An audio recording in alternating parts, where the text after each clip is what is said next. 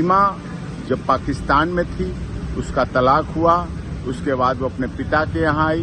पिता की मौत के बाद सचिन से दोस्ती हुई। सचिन से दोस्ती के बाद उसने इस पाकिस्तान में रहते हुए सनातन धर्म ग्रहण किया। फिर नेपाल आई, नेपाल में सनातन धर्म के अनुसार विवाह किया।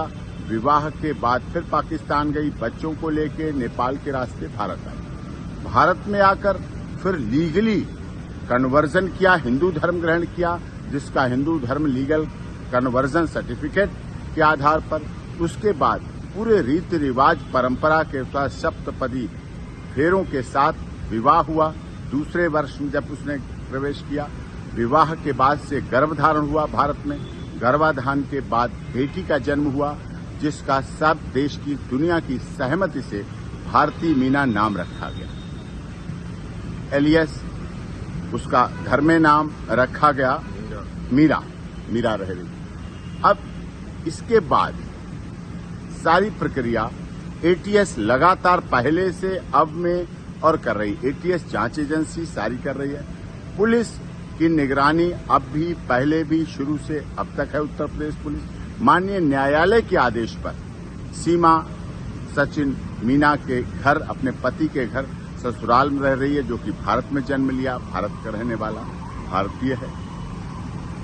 देश के महामहिम राष्ट्रपति जी के यहाँ उसकी याचिका लंबित है। सारे ओरिजिनल डॉक्यूमेंट जो पाकिस्तान से लाई थी सब सीमा के एटीएस के पास हैं, जांच कर रही है।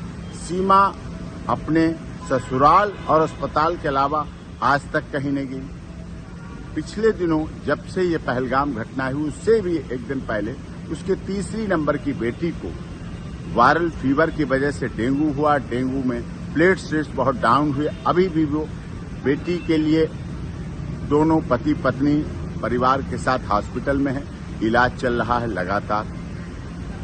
नवजात बच्ची उनके साथ है भारत में बेटी, उसका सर्टिफिकेट उत्तर प्रदेश की माननीय सरकार ने जारी कर रखा है, बर्थ सर्टिफिकेट, और उसके आधार पर है, भारत में रह रही है। उससे इसने पहलगाम की घटना जो दुखद घटना है उससे इसका जोड़ना बिल्कुल गलत है। जो लोग आलोचनावश ऐसा जोड़ रहे हैं, उसकी स्थिति को देखें। भारत की अब बहू है, मीना समाज की सम्मान है और रघुपुरा में रह रही है। देश की सरकार का, माननीय उत्तर प्रदेश की योगी आदित्यनाथ जी की सरकार का, केंद्र सरकार का सदैव उसने पालन किया है। एटीएस की तमाम जांच में सदैव भाग लिया है। पूरी जांच प्रक्रिया चल रही है, चली है, उसमें कहीं कोई उसको गलत और उस तरह से कुछ भी अब तक कोई कुछ नहीं मिले हैं। इसलिए उसके साथ उस घटना से न जोड़कर उसके साथ सिंपैथेटिक, जियो जीने दो, हमदर्दी, मानवतावादी, मानवाधिकारों की रक्षा करने की बात होनी चाहिए और इस पर अमल होना चाहिए।